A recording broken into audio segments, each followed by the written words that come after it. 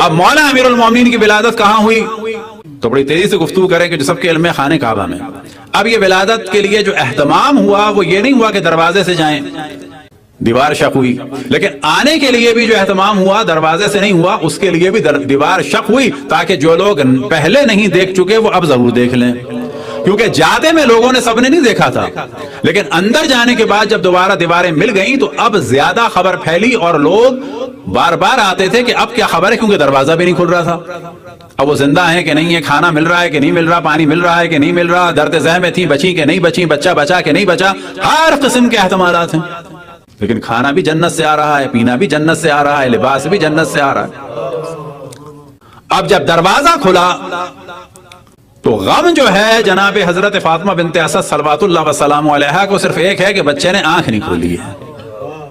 ہر طرح کی خوشی ہے، لیکن ظاہر ہے کہ ماں کے لیے جو ایک چیز ہے وہ یہ ہے کہ ابھی اس نے مجھے بھی نہیں دیکھا اور آنکھ بھی نہیں کھلی، اور وہ ساری مشکل حل ہو گئی کہ جب اشرف الانبیاء حضرت محمد مصطفیٰ رحمت للعالمین میں اپنی آغوش میں لیا۔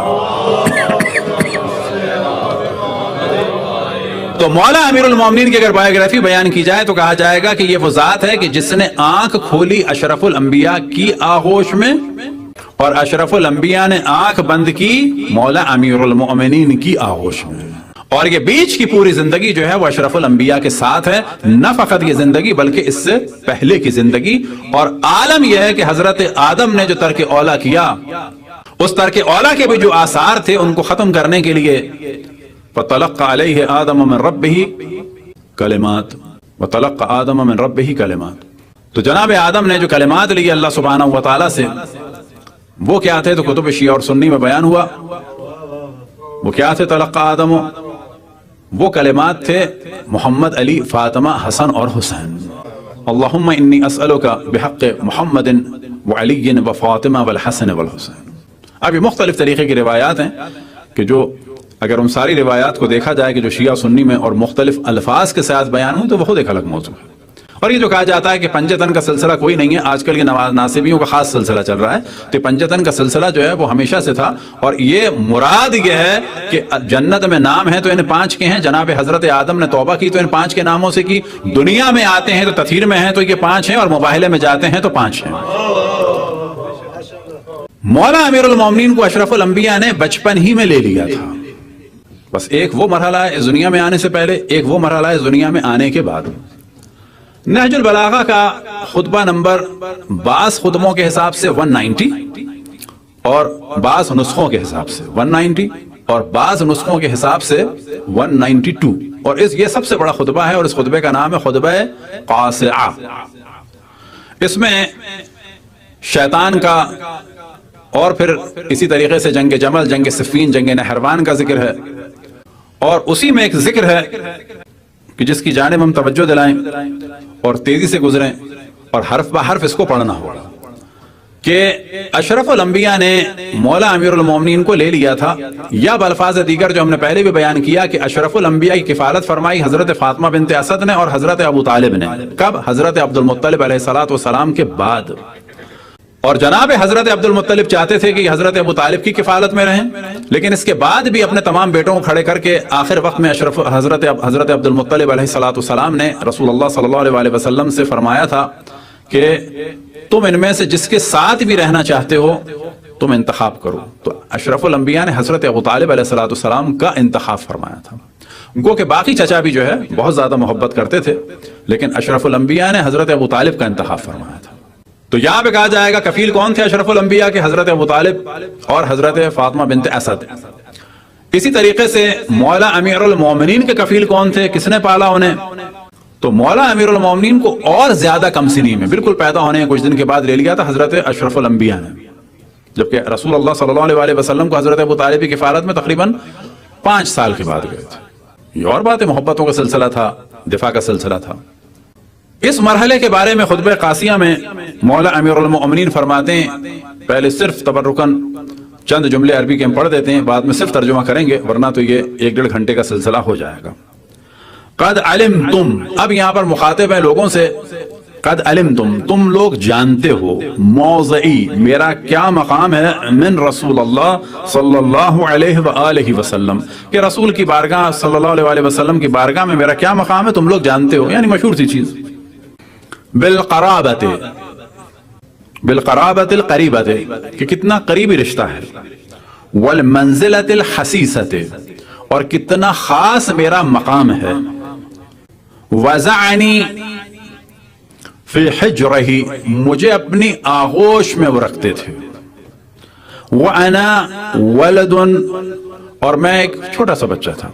اب یہاں پہ اس کا صرف ترجمہ کرتے ہیں، تم جانتے ہی ہو کہ رسول اللہ صلی اللہ علیہ وآلہ وسلم سے قریب کی عزیزداری اور مخصوص قدر و منزلت کی وجہ سے میرا مقام ان کے نزدیک کیا تھا۔ میں بچہ ہی تھا کہ رسول اللہ نے مجھے گود میں لے لیا تھا، اپنے سینے سے چمٹائے رکھتے تھے، بستر میں اپنے پہلو میں جگہ دیتے تھے، سانس سلاتے تھے لوگ۔ کون؟ حضرت خدیجہ اور حضرت رسول اللہ صلی اللہ علیہ وسلم۔ بستر میں اپنے پہلو میں جگہ دیتے تھے، اپنے جسم مبارک کو مجھ سے مس کرتے تھے، اپنی خوشبو مجھے سنگھاتے تھے۔ اب یہاں پہ چیز ذہن میں رہے کہ وہ جو برکت ہے لعاب رسول اللہ کی، جو برکت ہے دست رسول اللہ کی، انہی میں سے ایک برکت ہے جسم رسول اللہ کی، اسی میں سے ایک برکت ہے خوشبو رسول اللہ کی، اس کی جانب اشارہ ہے کہ یہ مقام کسی کو بھی حاصل نہیں ہوا، یہ مقام کسی کو حاصل نہیں ہوا۔ یہی وجہ ہے کہ لاکھ سے زیادہ صحابی تھے کب کہ جب یہ آیت نازل ہوئی فَقُلْ تَعَالَوْا نَدْعُوا أَبْنَاءَنَا وَأَبْنَاءَكُمْ وَنِسَاءَنَا وَنِسَاءَكُمْ وَأَنفُسَنَا وَأَنفُسَكُمْ، لاکھ سے زیادہ صحابی تھے، لیکن نساء میں اگر کوئی اہل تو سلام سیدہ، ابناء میں اگر کوئی ہیں تو ہے سب یہ جمع کے صیغے، لیکن یہ دو، اور لاکھ سے زیادہ صحابی ہیں لیکن نفس رسول اللہ اگر کوئی ہے تو صرف ایک، کون؟ صدیق اکبر فاروق ھذا الامت یعصب الدین امیر المؤمنین علی ابن ابی طالب۔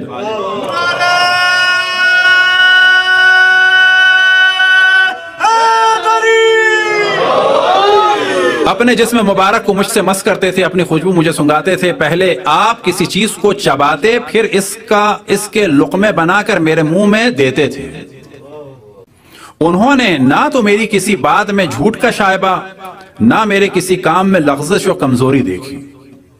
یعنی یہ تو انہوں نے بیان کیا کہ رسول اللہ صلی اللہ علیہ وسلم ایسا وہ تھے، لیکن انہوں نے بھی مجھے مکمل پایا کیونکہ دونوں کے دونوں ایک نور سے تھے۔ اللہ نے آپ کی دودھ بڑائی کے وقت ہی سے فرشتوں میں سے ایک عظیم المرتبت ملک روح القدس کو آپ کے ساتھ لگا دیا تھا، جو انہیں شب و روز بزرگ خصلتوں اور پاکیزہ سیرتوں کی راہ پر لے چلتا تھا۔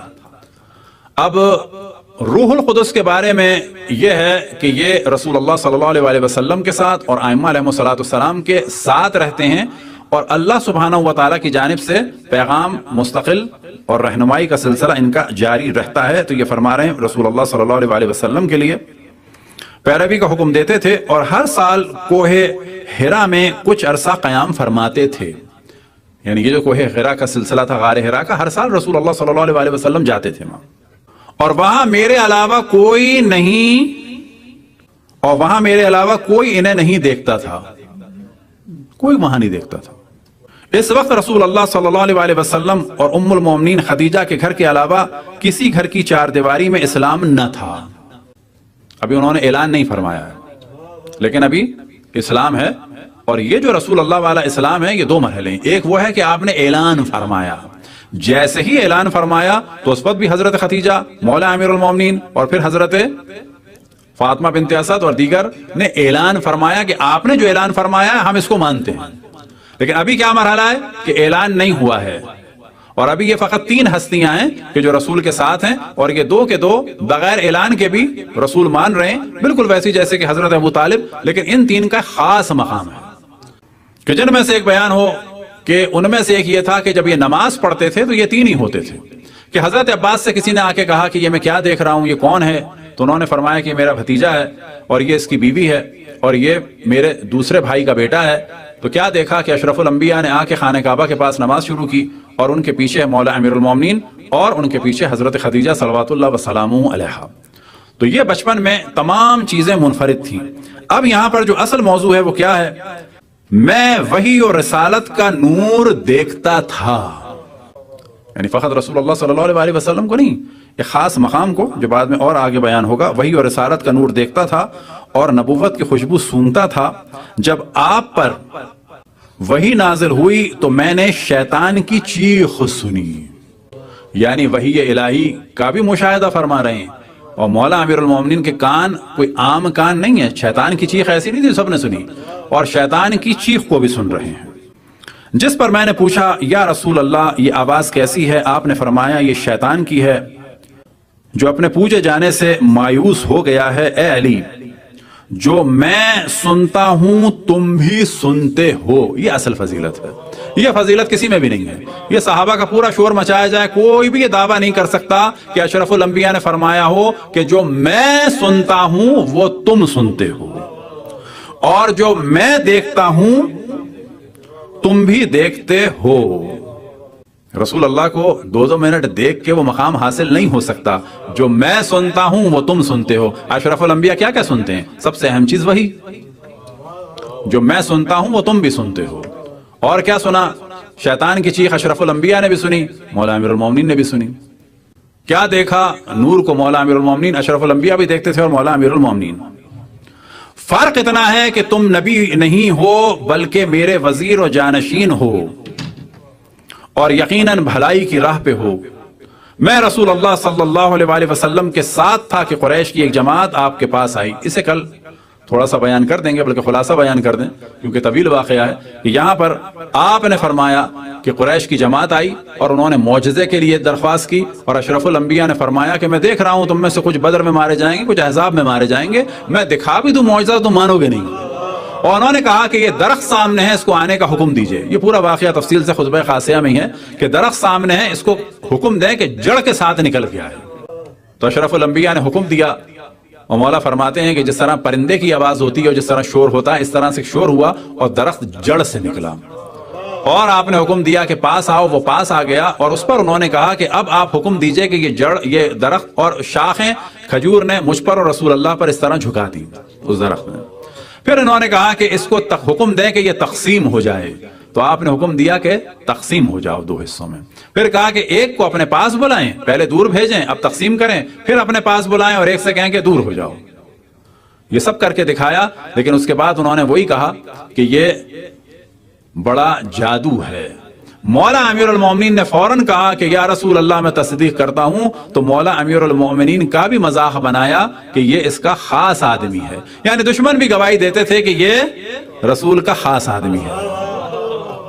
تو مولا امیر المومنین کا بچپن بھی طویل ہے، الگ الگ واقعات ہیں، لیکن اتنا کہنا کافی ہے کہ ہر مرحلہ اشرف الانبیاء کے ساتھ گزرا، جس میں سے ایک اہم ترین مرحلہ جو تھا خطبہ قاسیہ میں بیان ہوا کہ اشرف الانبیاء کی سب سے بڑی فضیلت جو اشرف الانبیاء نے مولا امیر المومنین کی بیان کی وہ یہ کہ یا علی، جو میں سنتا ہوں وہ تم سنتے ہو، اور جو میں دیکھتا ہوں تم وہ دیکھتے ہو.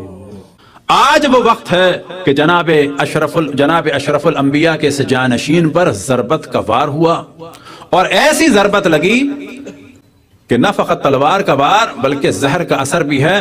اور جو رومال بندہ ہے وہ اتنا زرد ہے، چہرے کا رنگ اتنا زرد ہو چکا ہے کہ جو چہرے پہ زرد رومال ہے اس میں اور مولا علی میں کوئی فرق نہیں ہو پا رہا. اجرکم اللہ. یا علی، جو میں دیکھتا ہوں وہ تم دیکھتے ہو.